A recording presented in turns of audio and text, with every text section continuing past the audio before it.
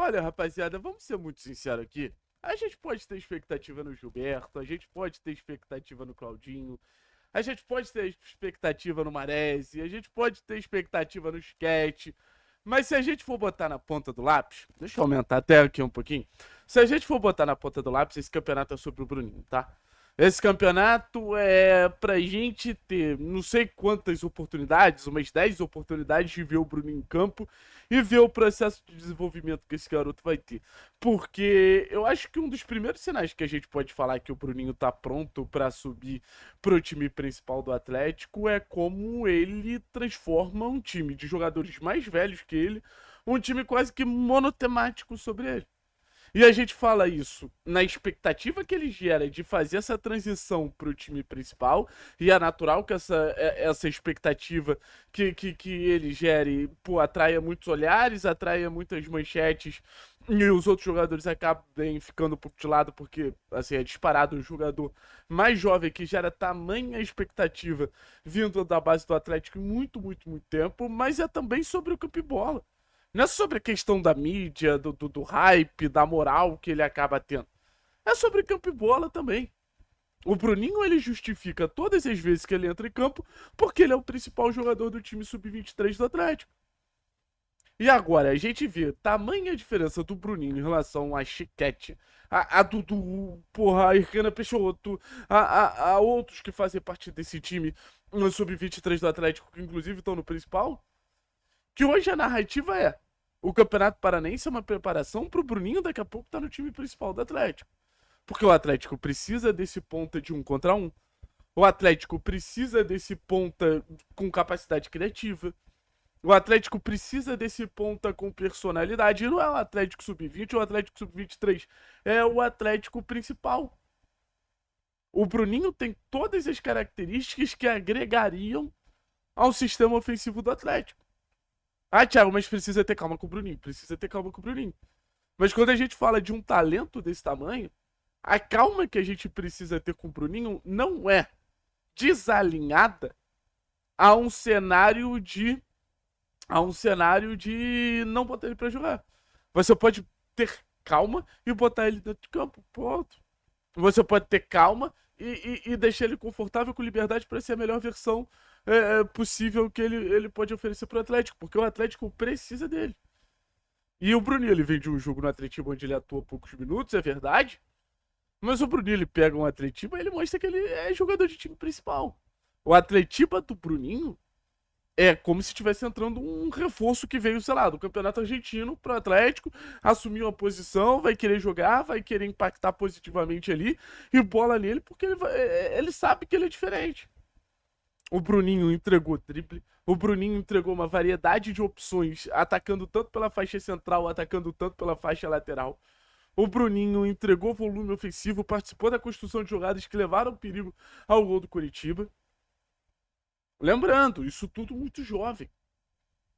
Então, no primeiro momento era, putz, vai subir, foi muito bem contra o Andraus, vai subir o desafio contra o Cianorte, entregou contra o Cianorte. Ah, mas do Cianorte pro Operário vai ter um desafio também, entregou contra o Operário. Aí depois contra o Curitiba vai ser um desafio que ele vai ter no Campeonato Paranaense, entregou contra o Curitiba. Então, assim, o receio em relação ao Bruninho é quase que um protocolo.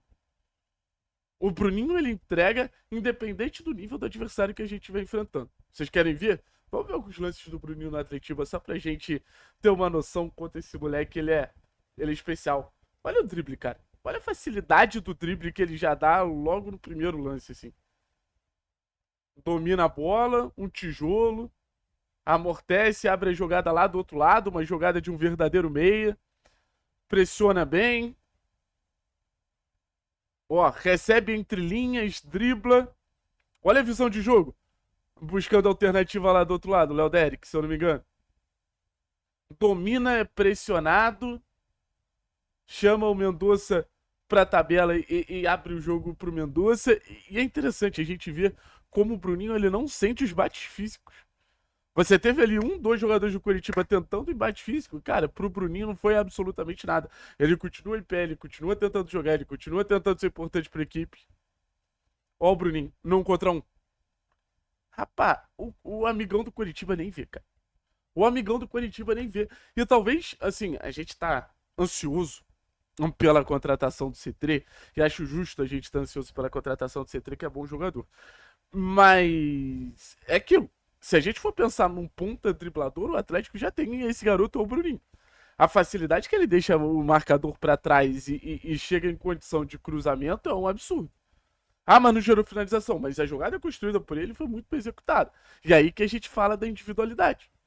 Quando a gente fala de ter esperança em relação a uma individualidade, no final das contas, é um pouco disso. É você ter visão sobre o que ele entregou. E o Bruninho é uma individualidade muito acima da média. E acho que o drible é algo que engrandece muito o jogo dele. Porque o Bruninho, no jogo de transição, vai fazer super sentido. E a gente já falou sobre isso, como é um jogador que tem como a eficiência uma marca dele para entrar em condição de finalizar. Já o Bruninho, enfrentando defesas mais fechadas, vai ser uma das grandes esperanças do Atlético, exatamente a partir dessa capacidade de drible, exatamente a partir dessa capacidade de criar situações na individualidade.